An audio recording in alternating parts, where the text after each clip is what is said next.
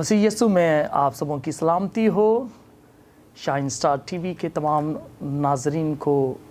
दिल की अथाह गहराइयों से सलाम पेश करता हूँ। आज हम प्रोग्राम खुशी के पैगाम में मैं पास्टर इरफान प्यारा from Jesus gospel assemblies church Kashmir colony से आपकी खिदमत में खुदा के कलाम को लेकर आया हूँ और पेशतर इससे कि हम खुदा के कलाम को सुने, मैं दिल की अथाह गहराइयों से खुदा के खादिम पास्टर आशिर मंशा साहब और शाइन स्टार टेलीविज़न का दिल की अथाह गहराइयों से शुक्रिया अदा करता हूँ कि उन्होंने आज मुझे नाचीज़ को ये मौका दिया कि हम उनके चैनल के वसीला से खुदा के कलाम को सुनने और सीखने वाले हों। अज़ीज़ों, जैसा कि हम जानते हैं कि क्रिसमस की आमद जो है वो नहायत नज़दीक है और हम क्रिसमस के इस मुक़द्दस महीना में हम कदम रख चुके हैं।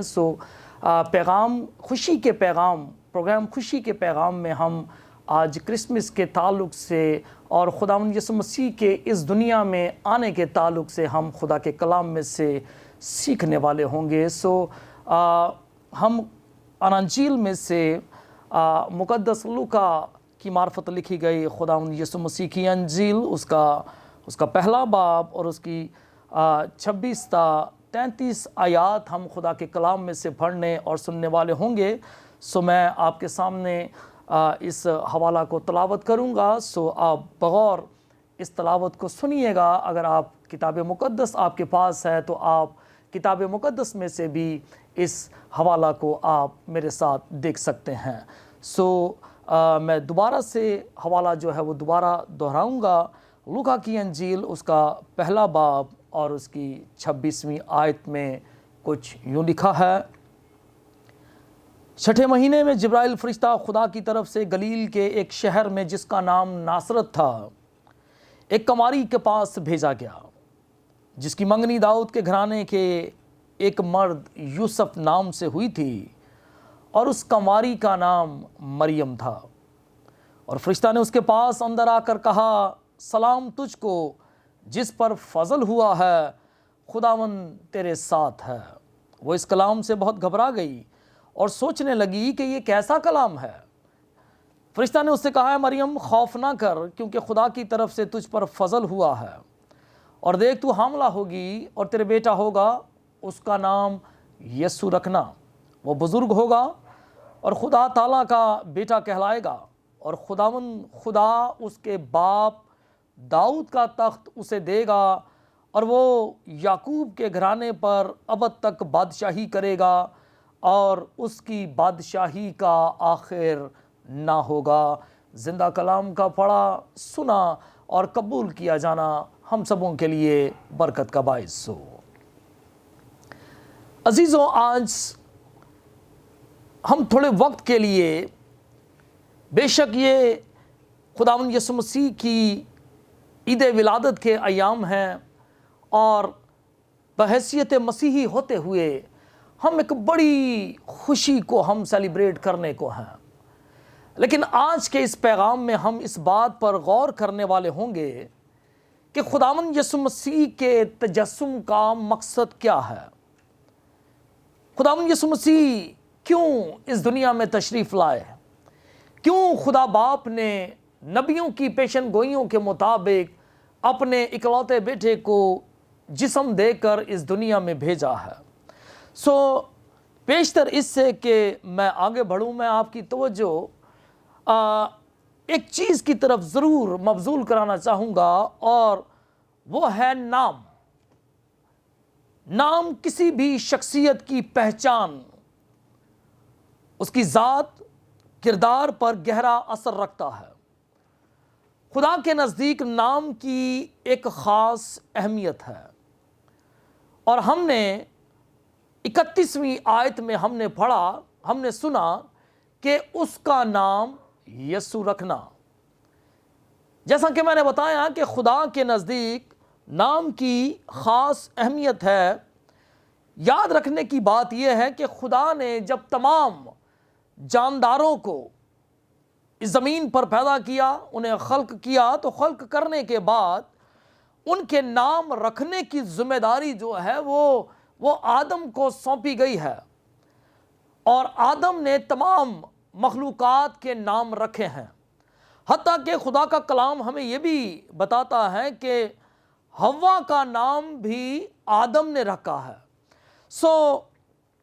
کتاب مقدس میں نام کے ساتھ شخصیت کا گہرا اثر ہمیں نظر آتا ہے۔ نام اور اس نام کی حامل شخصیت کا کردار، زندگی کا مقصد، اس کی زندگی کے منصوبے، اس کا سب کچھ جو ہے وہ خدا کی مرضی کے مطابق ہوتا آیا ہے۔ کتاب مقدس میں ہمیں بہت سی ایسی مثالیں نظر آتی ہیں کہ جن میں پہلے سے رکھے گئے ناموں کو خدا نے تبدیل کر دیا ہے، اور اس سلسلے کا جو سب سے پہلا ہمیں ذکر نظر آتا ہے وہ بزرگ ابراہم کا ہے کہ ان کا نام جو ہے وہ خدا نے تبدیل کر دیا۔ پہلے ان کا نام ابراہم ہے، لیکن جب خدا اس نام کو تبدیل کرتا ہے تو وہ تبدیلی کے ساتھ وہ نام جو ہے وہ ابراہم ہو جاتا ہے۔ اسی طرح سارہ کے تعلق سے ہم جانتے ہیں کہ پہلے اس کا نام ساری تھا، لیکن جب خدا اس کا نام تبدیل کرتا ہے تو اس کا نام سارہ رکھا گیا ہے۔ نئے عہد میں بھی ہمیں کئی ایسی مثالیں ملتی ہیں، اور پولس رسول کے تعلق سے بھی ہم جانتے ہیں کہ ان کا نام جو ہے وہ پہلے ساؤل تھا، لیکن جب ان کا نام تبدیل کیا گیا تو ان کا نام پولس رکھا گیا۔ اسی طرح بزرگ پطرس کے نام کے تعلق سے بھی ہم جانتے ہیں کہ ان کا نام بھی تبدیل کیا گیا ہے، اور خداوند یسوع مسیح نے کئی شاگردوں کو کئی ایسے اضافی نام عطا کیے، اور وہ سارے نام جو ہیں ان کی شخصیت کے مطابق جو ہے وہ ہمیں نظر آتے ہیں۔ اس کا مطلب ہے کہ نام کی تبدیلی سے، نام کے تبدیل کرنے سے کسی بھی انسان کے کردار، اس کی ذات پر، اس کے ان ساری باتوں پر ایک گہرا اثر جو ہے وہ ہمیں نظر آتا ہے کہ جیسے جیسے ان کے نام تبدیل کیے گئے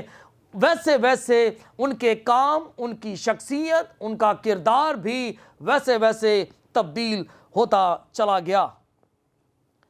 کتاب مقدس کی وہ شخصیات جن کے نام اوپر سے یعنی کہ آسمان سے آئے ہیں، وہ شخصیات خدا کی الہی مرضی کے مطابق اس دنیا میں بھیجی گئی ہیں۔ میں ایک بار پھر آپ کی توجہ اس بات پر لگانا چاہتا ہوں کہ آج ہم اپنے اس پیغام میں یسوع نام کے تعلق سے ہم سیکھنے والے ہوں گے کہ کتاب مقدس کی وہ شخصیات جن کے نام اوپر سے یعنی کہ آسمان سے فرشتے اس نام کو لے کر آتے ہیں، اور ان کے نام جو ہیں کتنے بامانی نام تھے۔ نام تو بامانی ہوتے ہی ہیں، لیکن ہمیں اس سارے پیغام میں آج اس بات پر بھی غور کرنا ہے کہ جب ان کے نام رکھے گئے ہیں یا نام انہیں بتائے گئے ہیں تو پھر ان کے مقاصد بھی انہیں بتا دیے گئے کہ یہ جو شخصیت اس دنیا میں پیدا ہونے والی ہے یا اس دنیا میں آنے والی ہے، خدا تمہیں اولاد دینے والا ہے، اس کا نام یہ ہوگا، اور اس کا پھر کام بیان کیا گیا ہے، اس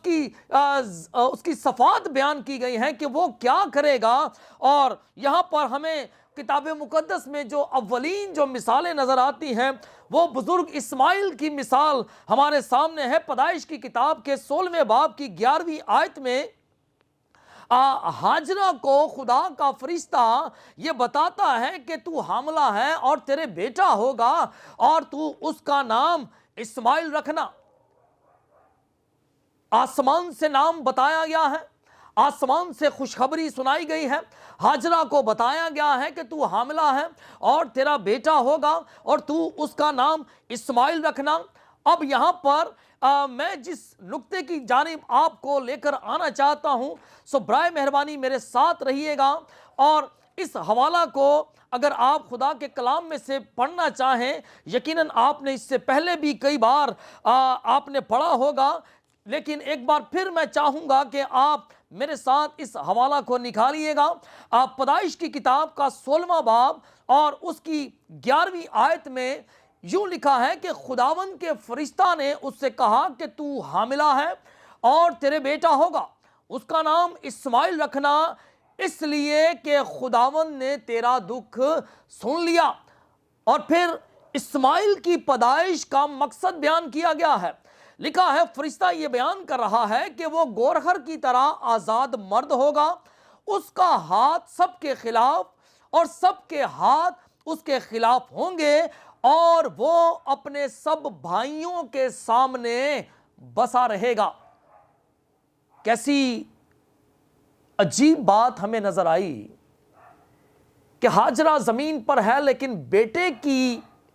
خوشخبری جو ہے اسے ایک فرشتہ دے رہا ہے،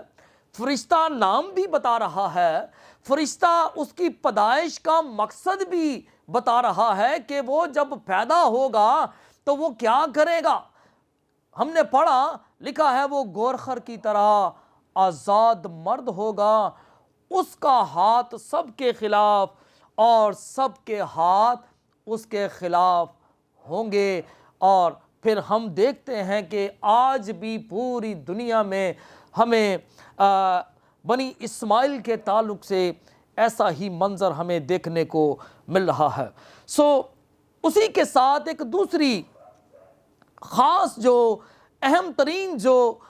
ہمیں اگزامپل نظر آتی ہے وہ ہے بزرگ اسحاق کی، جس کے تعلق سے خدا کلام کرتا ہے۔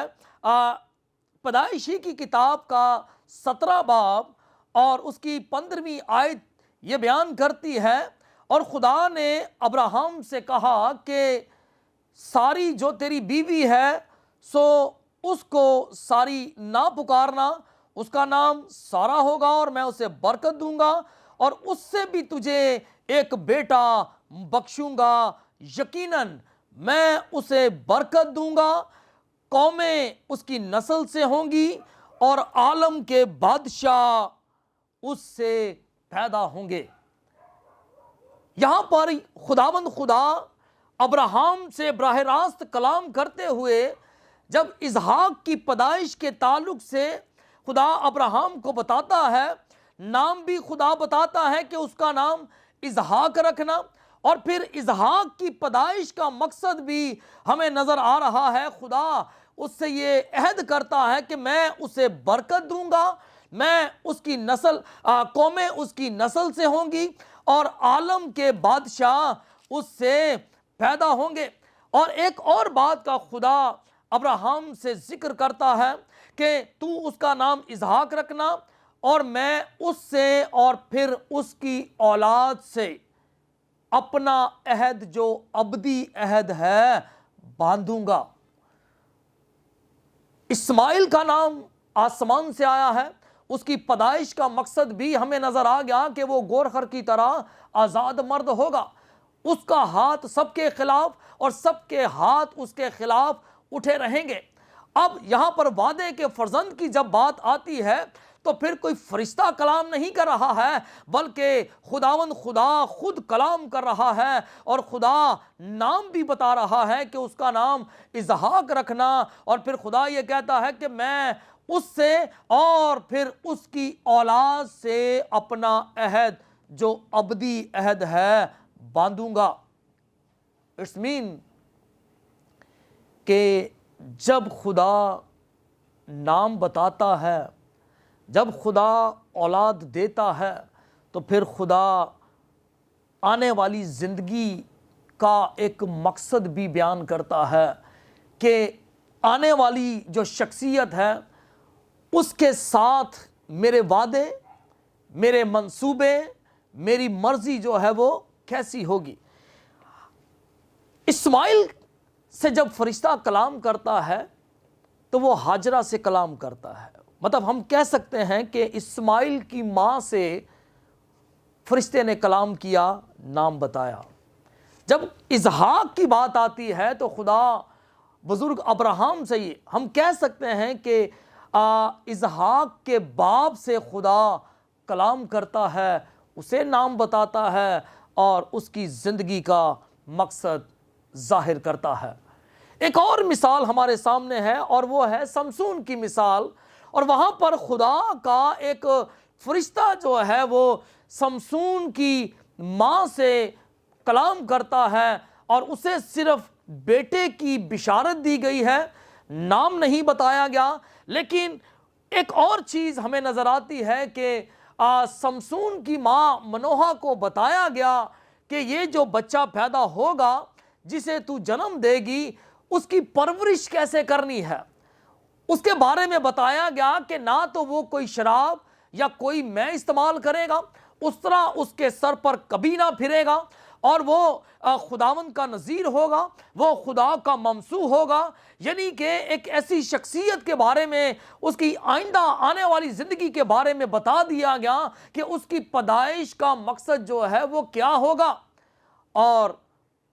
پھر ہم دیکھتے ہیں کہ سمسون کی پیدائش ہوتی ہے اور اس کی پرورش، اس کی تربیت بالکل ویسی ہی کی جاتی ہے جیسا کہ فرشتہ نے منوہا کو انفارم کیا یا اسے بتایا۔ نئے عہد میں اگر ہم آتے ہیں تو نئے عہد میں بزرگ یوحنا جو زکریا کاہن کے بیٹے ہیں، جب ان کی ولادت کے بارے میں بتایا گیا تو جو حوالہ ہم نے مرکزی آیت کے طور پر ہم نے پڑھا ہے لوکا کی انجیل میں سے، وہیں پر ہمیں اس کے بارے میں بھی ہمیں بیان ملتا ہے۔ پہلا باب اس کی 11ویں آیت میں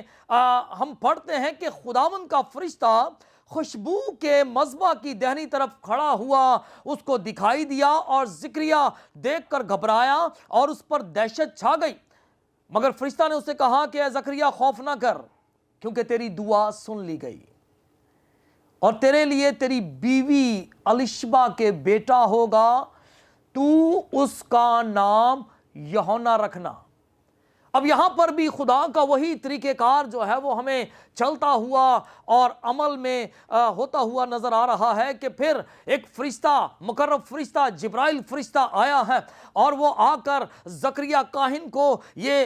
خوشخبری سناتا ہے کہ تیری بیوی الشبا کے ہاں بیٹا ہوگا، تو اس کا نام یوحنا رکھنا۔ اس کا نام بھی اوپر سے آیا ہے، آسمان سے نام آیا ہے، اور اب یوحنا کی پیدائش کے سبب سے کیا ہونے والا ہے؟ 14ویں آیت یہ کہتی ہے اور تجھے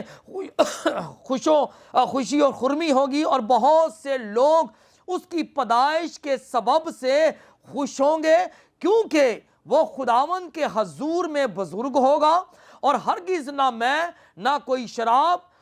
پیے گا، اور اپنی ماں کے بطن ہی سے روح القدس سے بھر جائے گا، اور بہت سے بنی اسرائیل کو خداوند کی طرف جو ان کا خدا ہے پھیرے گا، اور وہ ایلیا کی روح اور قوت میں اس کے آگے آگے چلے گا، اور والدوں کے دل اولاد کی طرف اور نافرمانوں کو راست بازوں کی دانائی پر چلنے کی طرف پھیرے، اور خداوند کے لیے ایک مستعد قوم تیار کرے۔ یوحنا کی پیدائش کے بارے میں بتایا گیا ہے، ابھی وہ پیدا نہیں ہوئے ہیں، ابھی وہ اس دنیا میں نہیں آئے ہیں، لیکن ان کا نام اس دنیا میں آ گیا ہے، ان کا نام بتا دیا گیا ہے، اور نہ صرف یہ کہ نام بتا دیا گیا ہے بلکہ ان کی پیدائش کا مقصد بھی بتا دیا گیا ہے، ان کی زندگی کا مقصد بھی بتا دیا گیا ہے کہ جب یوحنا اس دنیا میں آئیں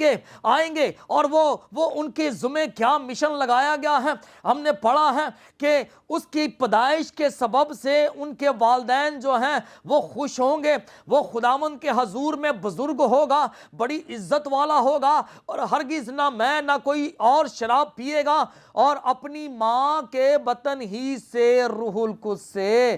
بھر جائے گا۔ ایک ایسی جلیل القدر شخصیت اس دنیا میں آنے والی ہے جس کے بارے میں جبرائیل جیسا مقرب فرشتہ زکریا یعنی کہ اس کے باپ کو آ کر یہ بتاتا ہے، اور یہاں پر ہمیں بزرگ یوحنا کی زندگی کا ایک بڑا ہی خوبصورت مقصد ہمیں مل رہا ہے۔ اور ہم نے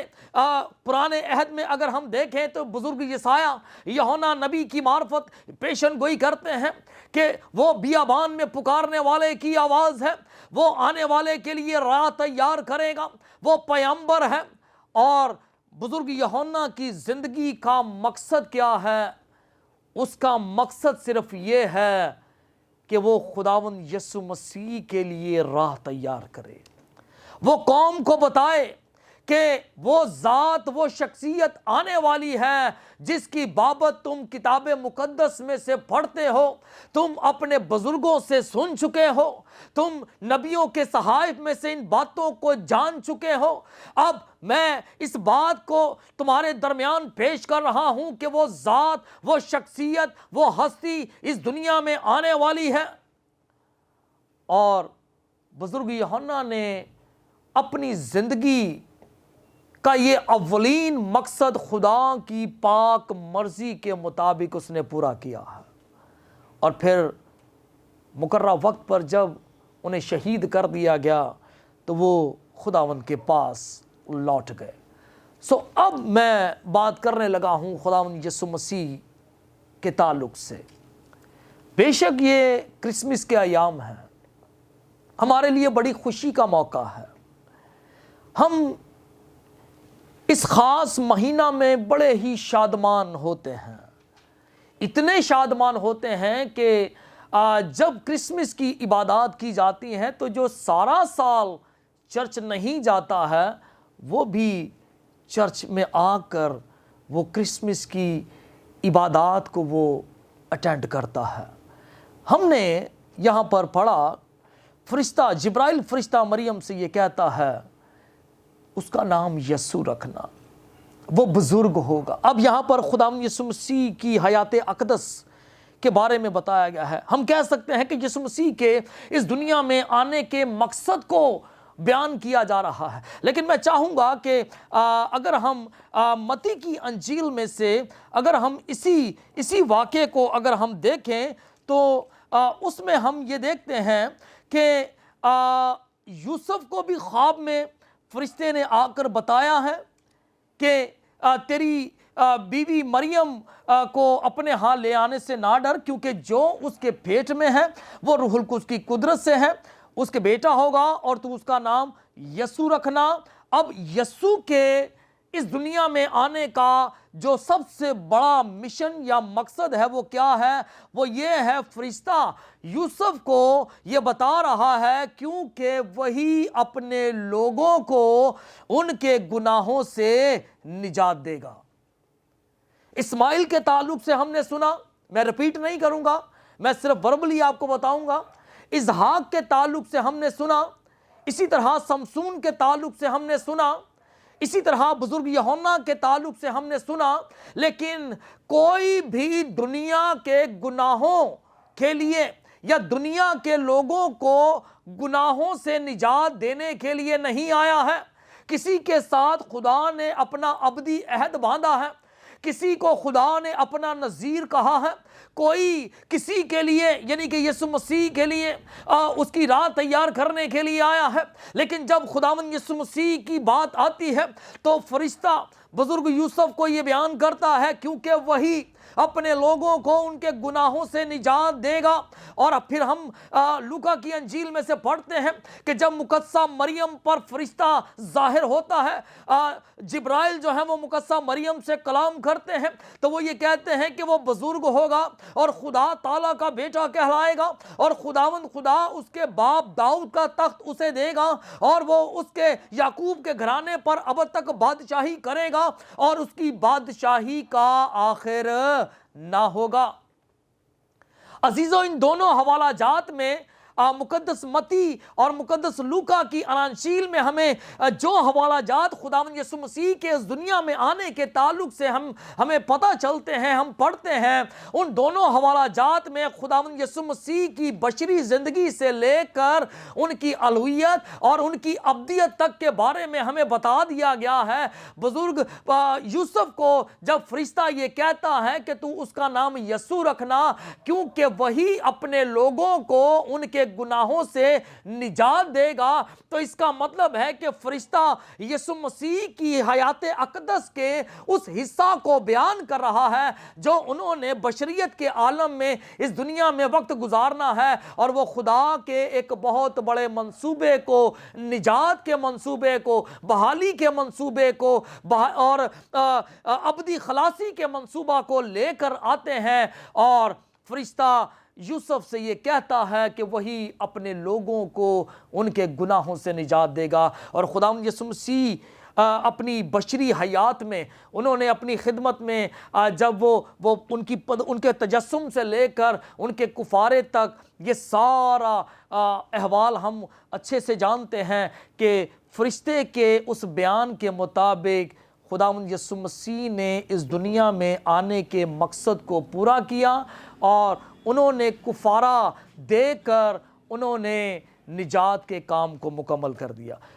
جو حوالہ ہم نے لوکا کی انجیل میں سے ہم پڑھ رہے ہیں، اس میں یہ بتایا گیا ہے وہ بزرگ ہوگا اور خدا تعالیٰ کا بیٹا کہلائے گا، اور خداوند خدا اس کے باپ داؤد کا تخت اسے دے گا۔ دنیا کی کسی شخصیت، دنیا کے کسی انسان کے بارے میں آسمانوں سے کبھی کوئی ایسی خوشخبری نہیں آئی ہے جیسی خوشخبری یسوع مسیح کے تعلق سے آئی ہے۔ سو میں نے آپ کے آگے اس بات کو رکھا، میں نے عرض کیا کہ بے شک کرسمس، خداوند یسوع مسیح کا تجسم، کلمہ متجسد ہو، اس کے پیچھے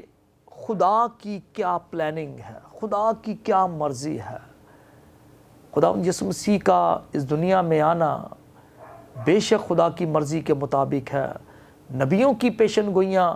بتاتی رہیں ایک نجات دہندہ آئے گا۔ اس سلسلے کی پہلی پیشن گوئی ہمیں باغ عدن میں نظر آتی ہے، لیکن یسوع مسیح کے آنے کے مقصد کو ہم نے دیکھنا ہے۔ مقصد یہ نہ ہو کہ ہم صرف خوشیاں منائیں، ہم صرف اچھے کپڑے پہنیں۔ بے شک دنیا کا نجات دہندہ پیدا ہوا ہے، بڑی شادمانی، بڑی خوشی کی بات ہے۔ ارے ایسی خوشی کی بات ہے کہ آسمانوں سے فرشتے آ کر اس بات پر شادمانی کا اظہار کرتے ہیں، فرشتوں کے گروہ آ کر گیت گاتے ہیں اور یسوع مسیح کے اس دنیا میں آنے کی خبر دیتے ہیں۔ لیکن یسوع مسیح کے آنے کے مقصد کو ہم نے ہمیشہ اپنے سامنے رکھنا ہے، اور ان کے آنے کا مقصد کیا ہے؟ یوسف کو بتایا گیا ہے، وہی اپنے لوگوں کو ان کے گناہوں سے نجات دے گا۔ یسوع مسیح کو ہم اپنا نجات دہندہ قبول کرتے ہیں، ہم اسے اپنا بادشاہ قبول کرتے ہیں۔ اگر ہم اس کے آنے کے مقصد کو بھی قبول کریں، تبھی ہماری یہ خوشی، تبھی یہ کرسمس ہمیں حقیقی اور کامل شادمانی دے گا۔ ورنہ دنیا کے لوگ کس طرح سے اسے سیلیبریٹ کرتے ہیں بتانے کی ضرورت نہیں ہے۔ سو امید واسق ہے کہ آج یقیناً ہم نے خدا کے کلام میں سے اس بات کو جانا ہے۔ بے شک فرشتوں کے مطابق بہت سی شخصیات کے بارے میں بتایا گیا، لیکن یسوع مسیح کا اس دنیا میں آنا، اگر پیدائش کی بات کی جائے، تجسم کی بات کی جائے، بہت سی باتیں ہیں، لیکن حاصل کلام یہ ہے کہ خداوند یسوع مسیح اس لیے اس دنیا میں آئے کہ لوگ اس کے کفارے کے سبب سے نجات پائیں، ابدی ہلاکت سے بچ جائیں اور ہمیشہ کی زندگی کو حاصل کریں۔ خداوند آپ سبوں کو برکت دے۔ آئیے ہم دعا مانگیں۔ مہربان آسمانی باپ، دل کی بہت گہرائیوں سے میں تیری شکر گزاری کرتا ہوں اس اچھے وقت کے لیے باپ جو تو نے ہمیں عطا فرمایا ہے کہ ہم اس میڈیا کے وسیلہ سے، اس ٹیکنالوجی کے وسیلہ سے تیرے کلام کی سچائیوں کو اے خداوند گھروں تک پہنچا سکیں۔ سو آسمانی باپ، آج کے اس کلام کے لیے میں دل سے تیری شکر گزاری کرتا ہوں، اور اے باپ شائن سٹار ٹیلی ویژن کے لیے، تیرے بندہ، تیرے ممسو، تیرے خادم، اپنے پیارے بھائی پاسٹر عاشر منشا صاحب کے لیے، ان کی ساری ٹیم کے لیے اے خدا تیری حضوری سے برکت کی سلامتی کی دعا کرتا ہوں اور منت کرتا ہوں اے باپ تیرا بندہ تیرا خادم اور ان کی ساری ٹیم اسی طرح اے خداوند کلام کی خوشخبری اور منادی کے لیے اے خداوند اپنے آپ کو خرچ اور صرف کرنے والے ہوں۔ اے باپ اس پروگرام کے لیے میں تیرے حضور شکر گزاری کرتا ہوں، اپنے آپ کے لیے اے باپ میں تیرا شکر کرتا ہوں کہ تو نے آج مجھ ناچیز کو استعمال کیا ہے، یقیناً اے خداوند سننے والوں نے برکت پائی ہے۔ تیرا شکر تیری تعریف کرتا ہوں، خداوند یسوع مسیح کے پاک بزرگ اور قادر نام میں یہ دعا مانگتا ہوں، آمین۔